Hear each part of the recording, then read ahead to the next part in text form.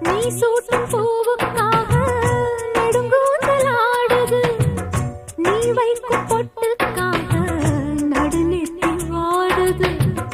காத்தாடி ஒன்னத்தானே உயிர் நாடி தேடுது. காவேரி எங்கே போகும் கடல் வந்து கூடுது.